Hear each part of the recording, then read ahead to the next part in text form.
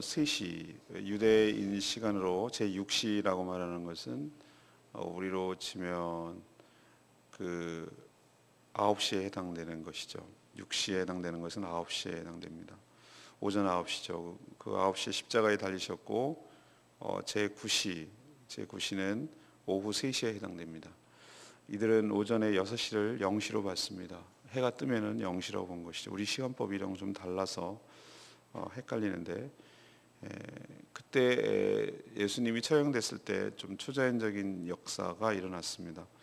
어둠이 임했고 낮인데도 불구하고 또 가장 결정적으로 성소의 휘장이 찢어졌습니다. 그리고 무덤이 열리고 살아난 자도 있습니다. 이것은 예수 그리스도의 부활을 미리 예고하고 예표한 것이라고 할 수 있습니다.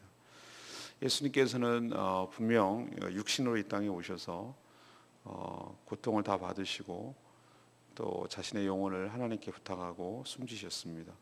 이 모든 사형 집행을 진행했던 이 백부장 로마 군병은 예수님이 진정 의인이었다 이렇게 말하고 있습니다.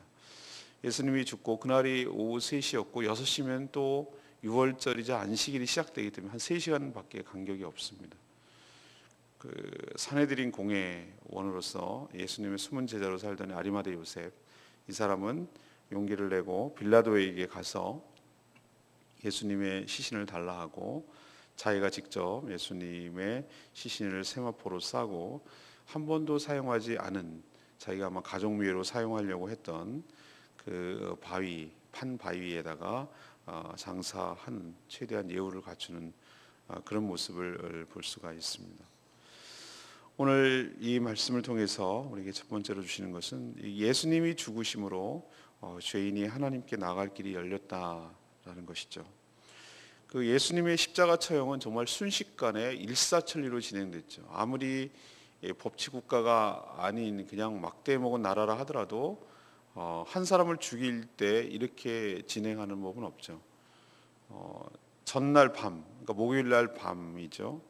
기도하고 그날 밤에 체포돼서 금요일 날 새벽까지 신문을 받고 그날 아침에 산헤드린 공회에서 사형을 해야 된다라고 판결을 하고 빌라도에게 끌고 와서 신문을 하고 헤롯에게 오가고 그리고 실갱이를 하다가 오전 9시에 사형이 집행되는, 정말 전격적으로 이루어지는 것이죠. 하루도 채 안 되는, 24시간도 안 되는 그런 날이었습니다. 근데 왜 이렇게 급박하게 돌아갈까? 맨 처음에 이스라엘 백성들이나 그 지도자들은 이날은 좀 피하자, 괜히 로마를 군사들을 자극을 시켜서 오히려 더 탄압이 될 수도 있으니까 이 명절날은 피하자고 결의했던 바였어요. 그러나 그게 피한다고 될 일이 아닌 것이죠. 근데 그것은 이유가 다 있습니다. 이날이 바로 안식일이고 그냥 안식일, 평범한 평소의 안식일이 아니라 이날은 유월절이었습니다. 유월절. 그래서 특별한 안식일인 것이죠. 그래서 유월절 날 안식일을 그때 시작되는데 그 전날 양 잡는 날이라는 것이, 양 잡는 날. 유월절의 큰 행사 중에 양을 잡아서 이집트에서 애굽에서 탈출할 때 그때 바로 양을 잡아서 문설주에 피를 바르던 것이 그 전통이 계속 남아있던 거죠. 그래서 예수님이 어디에 포커스를 뒀는가, 본인도 그렇게 의지를 밝히고 재촉했고 또 하나님께서 이 모든 것들을 주관하셔서 딱 그날 바로 양 잡는 날 돌아가셨다는 것을 볼 때 이건 의미심장하다. 그것이 바로 유월절에 양 잡는 날, 그 양이 바로 실체가 예수님이라는 것을 우리에게 또 성경을 읽는 모든 사람들에게 가르쳐주고 보여주고 있습니다. 다시 말해서 유월절에 그 어린 양이 아무 죄도 없고 그렇지만 그 양이 한 마리 희생해서 죽음으로 그 가족을 살렸듯이 예수님이 죽으심으로 그 양의 피를, 예수 그리스도의 보혈을 의지하고 예수 그리스도의 보혈이 그 마음의 문에 발려지는 사람은 죽음을 극복하고 넘어가고 이겨낸다는 것을 뚜렷하게 보여주는 사건이 바로 유월절날 예수님이 십자가에 달린 사건이죠. 밤새 신문과 고문으로 지쳤고 이미 많은 채찍을 맞아서 탈진한 상태였습니다. 그러나 십자가 처형은 그들의 시각으로 6시, 그러니까 아침 9시에 집행이 12시에 이제 집행이 되었고, 그리고 3시간 만에 오후 3시, 그러니까 9시에 바로 숨이 졌습니다. 특히 그 6시, 그러니까 정오서부터는 가장 해가 그 반짝여야 될, 떠야 될 그것이 바로 정오잖아요. 근데 6시부터 3시간 동안은 해도 빛을 잃고 온 땅이 어둠이 계속되었다. 우리도 한 몇 년 만에 가끔 그게 해가 깜깜해지고 대낮인데도 불구하고 헤드라이트를 켜야 되는, 그거보다 아마 더 심했던 것으로 보입니다. 왜 이런 것을 묘사하고 있을까? 이것은 단순히 어떤 그 자연 현상이 아니라 하나님의 심판의 시간이기 때문에, 예수님은 지금 어떤 위치로 있는 것이냐면은 모든 인류의 죄값을 대신 받아서 하나님의 진노의 형벌을 받는 시간이기 때문에 하나님께서 고개를 돌리는 진노의 시간이었다. 그래서 이 캄캄한 어둠이 임한 것으로 하나님의 진노를 묘사하고 있는 것이죠. 그러나 가장 큰 사건은 바로 예수 그리스도가 죽으실 때 성소에 있는 휘장이 한가운데가 찢어졌다는 것입니다. 45절에 나오죠.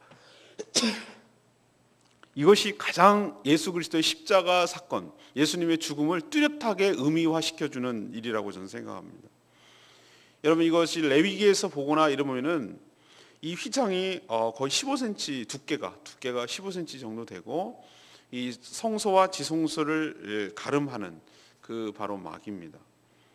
이 1년의 지성소는 대제사장이 딱 한 번만 들어갈 수가 있는 것이죠. 그것도 큰 소의 황소의 피를 가지고 두렵고 떨리는 마음으로 속죄일에, 대속죄일이라고 하는 7월 아마 1일인 걸로 아는데, 그때 한 번만 딱 들어갈 수가 있어요. 모든 그 나라의 백성들의 죄를 용서하기 위해서 들어가는 것이죠. 그리고 그 죄 때문에 죽을 수도 있었기 때문에 이 대제사장 복장에는 방울이 달려 있었어요. 움직일 때 방울 소리가 나는데 안 나면은 그 시체를 갈고리로 끌어내야 되는 그런 위험한 곳이었어요. 그러니까 얼마나 두려웠겠어요, 거기 들어간다는 것이. 근데 이것이 한 귀퉁이가 찢어졌다는 것도 아니고 한 가운데가 그것이 찢어졌다라는 것은 바로 아무나 들어갈 수 없는 이 지성소. 지성소는 바로 언약궤가 있고 그 안에는 이렇게 큰 두 날개를 하고 있는 그룹이라는 천사가 이렇게 내려다보고 있어요. 거기를 속죄소라고 불렀고 또 동시에 시은소라고 불렀어요. 시은소가 뭡니까? 하나님께서 은혜를 베풀어 주시는 곳. 거기가 속죄가 되는 곳. 그 자리에 그 공간에 바로 하나님이 임재하고 계셨는데, 바로 그 거룩한 공간에, 그 지성소라고 하는 하나님이 임재하시는 그 공간에 이 휘장이 찢어짐으로 인해서 예수의 보혈 때문에, 그 공로로 그것을 누구나 들어갈 수 없고 1년에 대제사장이 한 번밖에 들어갈 수 없는 그곳을 이제는 예수 그리스도의 보혈을 의지하는 자는, 믿는 자는 누구나 그 안으로 들어가 하나님을 배웠고 하나님께 기도하고 하나님을 만날 수 있는 축복이 열렸다. 문이 열려졌다. 이제는 장애물이 제거됐다. 이제는 예수 믿는 자는 누구나 다 하나님께 나아갈 수 있다라는 것을 우리에게 보여주고 있는 줄로 믿습니다. 이게 바로 예수님의 죽음의 의미예요. 우리는요, 유대인도 아니고 제사장은 더더욱 아니고 대제사장은 더더욱 아닙니다.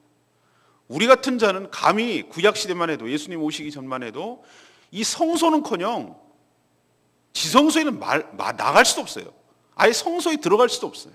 그런 존재였는데, 그런 이방인이고 정말로 하나님과 상관없는 자였는데, 예수 그리스도께서 우리를 위하여 십자가에 달리심으로 우리 같은 죄인이, 우리 같은 이방인이 감히 하나님의 존전에, 하나님의 임재 가운데 나갈 길이 열렸는 줄로 믿습니다.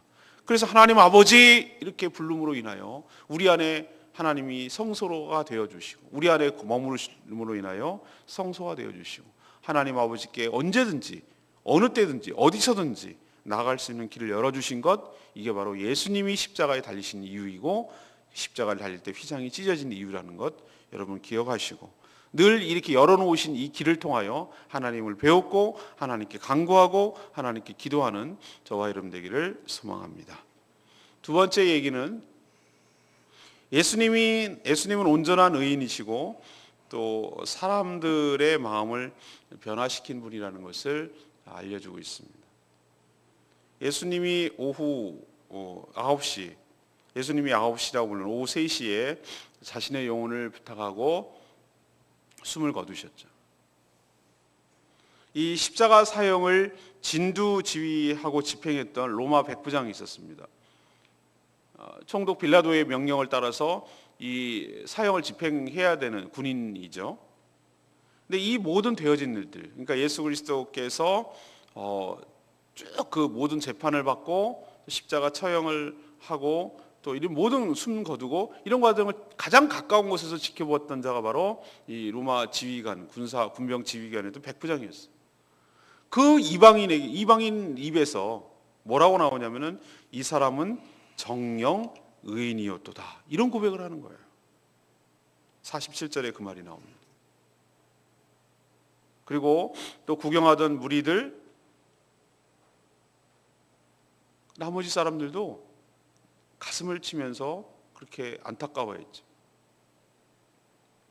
놀라운 반전 아닙니까, 여러분?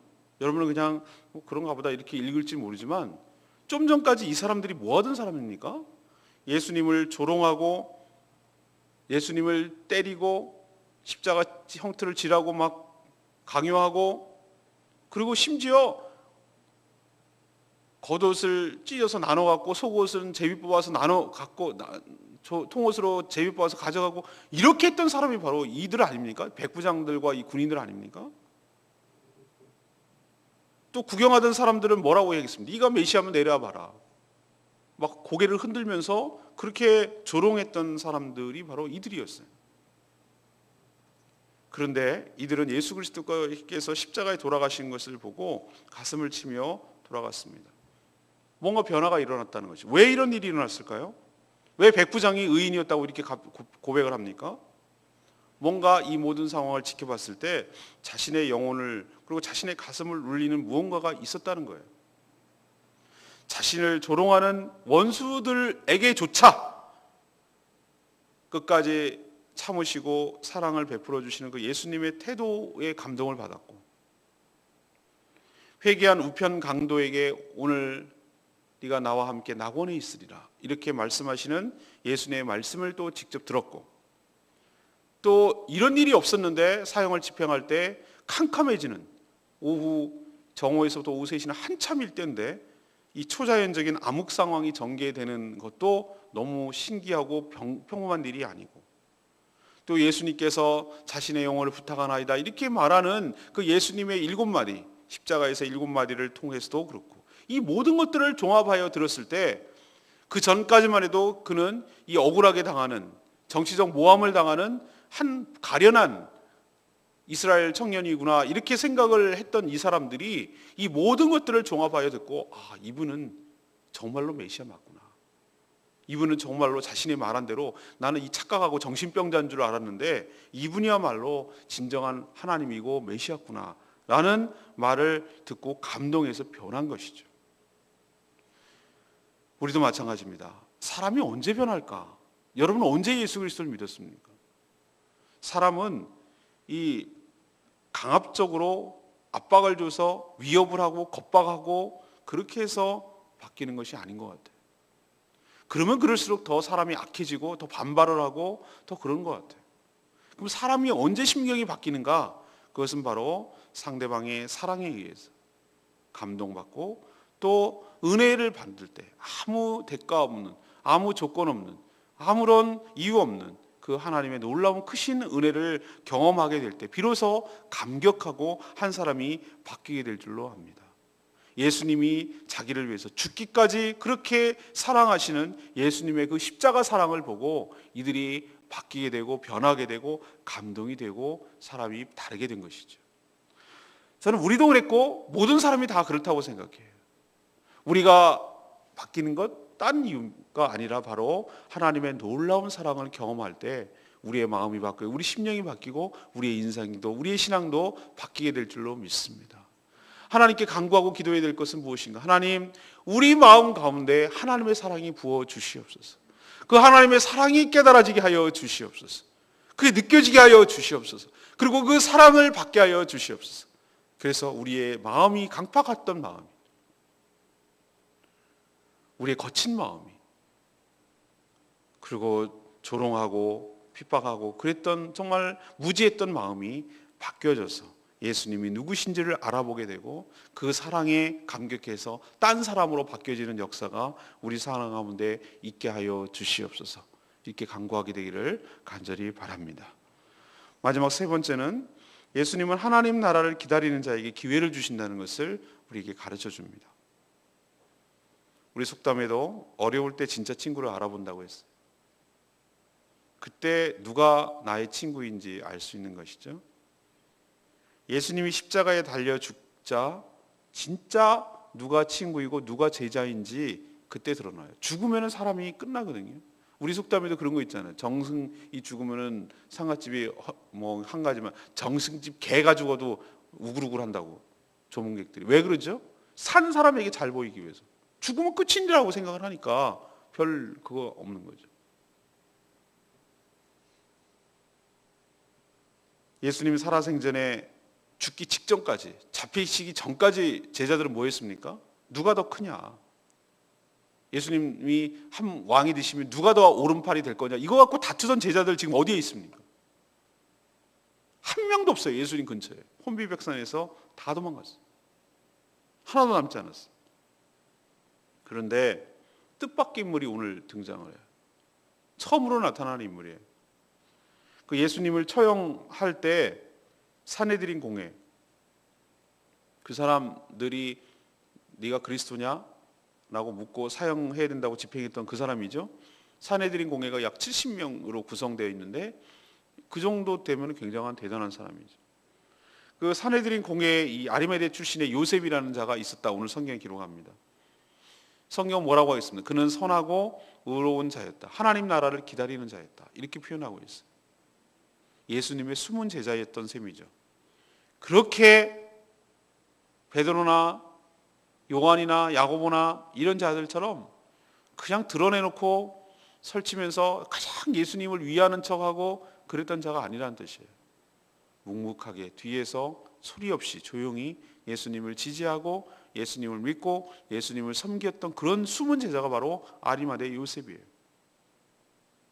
성경은 뭐라고 얘기했죠? 예수님이 그 처형을 해야 된다, 십자가에 처형해야 된다, 죽여야 된다라고 불의한 결정, 산헤드린에서 불의한 결정을 할 때도 그는 찬성하지 않았던 사람이다라고 오늘 성경은 기록하고 있어요.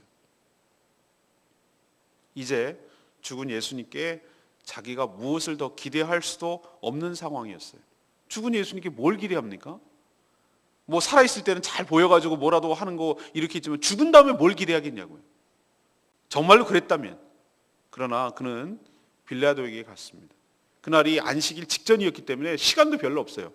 오후 3시에 숨을 거뒀기 때문에 6시가 되면 안식일이 시작되기 때문에 어떤 일, 특히 시체를 만지고 그렇게 한다는 것, 특히 안식일 더구나 6월절 날 이걸 한다는 것은 이건 누가 보면 경건한 유대인이라면 이건 꺼려하는 거예요. 시간도 별로 없고 그리고 자기가 굳이 이렇게 나설 필요가 있는가? 라고 할 수도 있는 그 시점에 빌라도에게 용기를 냅니다. 가서 시신을 수습할 수 있게 해달라고 그렇게 청원을 하죠. 빌라도는 미안했는지 그러면 그렇게 해라고 허락을 했어요. 그래서 자기가 예수님의 마지막을 최대한 예우를 갖춰서 경건하게 자기가 장례를 치러줍니다. 다른 사람은 아무도 그렇게 한 사람이 없어요. 그렇게 예수님의 12제자라고 말하고 있는 사람이 한 거 아니에요. 시신을 내려서 세마포 가는 그 옷감으로 쌌어요. 시신을 쌌죠. 그리고 아직도 한 번도 사용한 적이 없는 자신들의 가족들이 가면은 가려고 했던 이 바위를 파가지고 뚫어가지고 만든 그 무덤에 바로 시신을 안치했죠. 안식일 개시 저녁 오후 6시 시간도 없었는데 과감하게 결단을 내린 것이죠. 이렇게 했을 때 그는 사회적 매장도 각오해야 됩니다. 산헤드린 공회에서 이 소문이 나겠죠. 유대 사회에서 금방 퍼지겠죠. 자기는 또 공회원이니까 공인이잖아요. 아리마대 요셉이 예수라는 그 죄인을 갖다가 장사 지내줬다. 그럼 니도 한패 하느냐 뭐 이런 식으로 될 것까지 각오를 해야 되는 거예요. 자기는. 하지만 그는 모든 것을 감안하고 주님을 끝까지 섬겼습니다. 진정한 제자였고 진정한 의로운 사람이었습니다. 그는 하나님을 기다리는 경건한 사람이었습니다. 이렇게 하나님의 나라를 기다리는 자에게 하나님께서는 은혜, 섬길 수 있는 기회, 은혜를 경험할 수 있는 기회 하나님께서 주실 줄로 믿습니다. 찬스가 왔는데도 다 날려버리는 사람이 있어요. 그러나 그는 용기를 내고 아무도 그의 편에, 예수님 편에 서지 않는 그 순간에 뒤에서 숨어있게 섬겼던 사람이었는데 큰 소리치며 난리를 피우던 제자들은 한 명도 없는 그 순간에 바로 조용히 묵묵하게 하나님 나라를 위해서 섬기는 그런 자였고, 그런 축복을, 예수님의 장사를 지내는 축복을 바로 그에게 몫이었다는 것 우리 기억하시고, 하나님 나라를 기다리는 여러분, 아리마대 요셉처럼 묵묵하게 하나님과 몸된 교회를 섬기는 저와 여러분 되기를 소망합니다. 53절 말씀, 이를 내려 세마포로 싸고 아직 사람을 장사한 일 없는 바위에 판 무덤에 넣어두니. 예수님이 성경에 예언된 메시아라는 것은 증거가 여럿 있습니다. 예수님은 자신에 대해 예언한 그대로 그렇게 사셨어요. 성경에 보면은 예수님께서 이런 표현을 하는 것이 성경이 응하게 하려 하십니다. 그러니까 성경대로 이것이 자신의 삶이 이루어지도록 의도적으로 하셨다는 것을 보여줘요. 예수님이 이 6월절 날을 맞춰서 이 예루살렘에 입성하려고 노력하는 거 여러분 모르셨죠? 저는 성경을 쭉 읽다가 예수님이 길을 재촉하시니라 뭐 이런 표현도 써요. 왜 그러냐면 자신이 6월절 어린 양 그날 죽으시기 위해서 맞추려고 하는 것을 의도적으로 볼 수 있어요. 예. 근데 그거는 맞출 수 있어요. 자기가 길을 재촉하고 열일 제쳐주고 가면 돼요. 그런데 아무리 자기가 하고 싶어도 자기 의지대로 안 되는 것이 있어요. 예를 들어볼까요? 이런 거예요. 옷을 제비 뽑아 나눠 갖느니라. 이건 예언되어 있는 말이거든요, 시편에. 근데 위에 있는 죄인으로 십자가에 달려있는 예수님이 야, 내 옷 좀 가져가지고 너네 좀 제비 뽑아줄래? 이게 자기 마음대로 됩니까? 그 뜻을 들어주나요? 이건 안 되는 거잖아요. 그리고 죽었어요. 아, 그래, 그것도 들어줬다 칩시다. 마지막 청인이 내 옷을 제비 뽑아 가, 이것도 들어줘. 근데 숨을 거두고 죽은 후에 어디에 장사될 것이 그게 자기 마음대로 됩니까? 죽은 시체가 벌떡 일어나고 나 어디 좀 장사해, 이게 됩니까?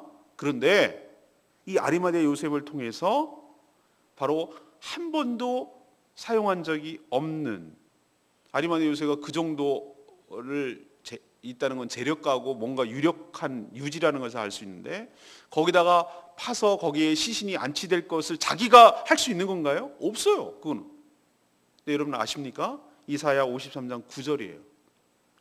이사야 53장 9절에 뭐라고 되냐면 그가 죽은 후에 부자와 함께 있었도다. 이 얘기는 뭐냐면 그렇게 장사 지낼 것이 예고가 되어 있다는 뜻이에요.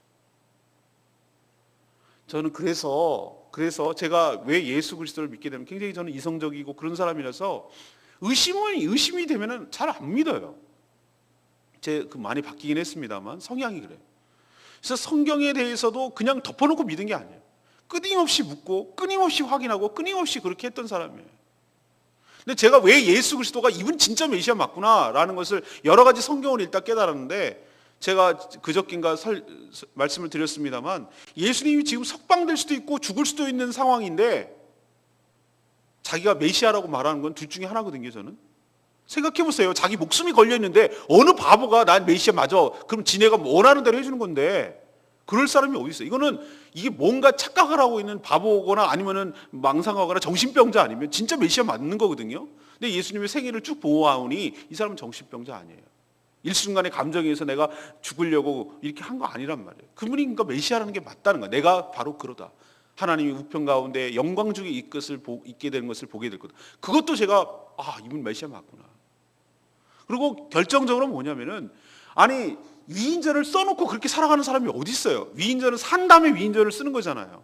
근데 구약에 있는 모든 얘기들이 바로 예수 그리스도를 그려내고 있다는 거. 예수님을 가정하고 예수님이 그렇게 사실 것을 미리 본 것처럼 이렇게 써내려가고 있는 것이 딱딱딱 다 맞아 떨어진다는 거. 이거는 이미 이 예수님이란 분은 몸으로는 2000년 전에 태어나셨지만 이미 원래부터 존재했던 분이고 하나님의 계획은 원래 이렇게 준비되어 있던 분이구나. 이분 메시아 맞구나 라는 것을 제가 믿게 된 거죠.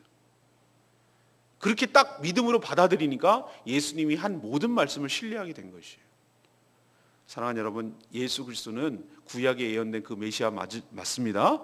우리는 그분을 믿고 있는 것이고 그 성경대로 죽었다가 성경대로 다시 사신 그분을 믿음으로 우리가 의롭게 되는 축복이 우리 가운데 있게 될 줄로 믿습니다. 오늘 세 가지 말씀드렸습니다. 예수님께서 죽으심으로 휘장이 갈라진 거 여러분 기억하십시오. 휘장이 갈라졌다는 것은 우리 같은 죄인이 예수님의 피를 보혈을 의지해서 하나님의 존전 앞으로 나아갈 수 있는 축복의 길이 열린 줄로 믿습니다. 그러니까 하나님께 나가서 언제든지 간구하고 기도할 수 있는 거, 이거 옛날 같으면 어린 반푼어치도 없는 얘기예요. 우리 같은 죄인이 나갈 수 있는 건 예수님 덕분인 줄로 믿습니다. 두 번째는 무엇입니까? 사람이 언제 사람이 바뀝니까? 백부장을 보십시오. 그는 정령 의인이었도다. 사랑의 햇볕 정책. 사람은 벌을 주고 때리고 위협하고 공포를 주고 이렇게 해서 사람이 바뀌진 않아요. 그냥 힘에 눌려서 하는 척을 할지 몰라요. 그러나 진정으로 바뀌는 것은 하나님의 무한한 사랑을 받게 될 때, 하나님의 무한하신 은혜를 경험하게 될 때, 그때 비로소 우리의 심령이 새롭게 되고 바뀌어지는 역사가 있게 되는 줄로 믿습니다. 그 사랑을 여러분 달라고 하고 그 사랑을 힘입어서 여러분의 심령도 여러분의 인생도 바뀌어지는 역사가 있도록 축복합니다. 마지막 세 번째는 뭡니까? 아리마대 요셉을 기억하십시다. 누가 기회를 받습니까? 누가 이런 섬길 수 있는 찬스를 받습니까? 어려울 때, 아무도 하려고 하지 않을 때 숨은 제자가 나타나는 법이죠. 진짜 예수님의 친구가 나타나는 법이죠. 그래서 주님을 정말 정성껏 예우를 갖춰서 장사할 수 있는 이런 특권과 기회, 이것은 바로 하나님의 나라를 기다리는 의로운 자 요셉이라는 사람이 준비됐기 때문에 이렇게 된 것이고 하나님의 예언이 성취된 것이죠. 여러분도 막 드러나지는 않지만 조용하게 묵묵하게 하나님 나라를 기다리면서 주님과 그 주님의 몸된 교회를 섬기는 아리마대 요셉 같은 사람 되시기를 간절히 바랍니다. 이렇게 예수님은 십자가에 달렸지만 내일 새벽, 주일이죠. 안식구 첫날, 그래서 주님의 날 바로 주일입니다. 그날 새벽 찬란하게 죽음의 권세를 이기시고 부활하신 날인 줄로 믿습니다. 내일 부활절에 참여하시기를 바랍니다. 하나님 찬양 부르고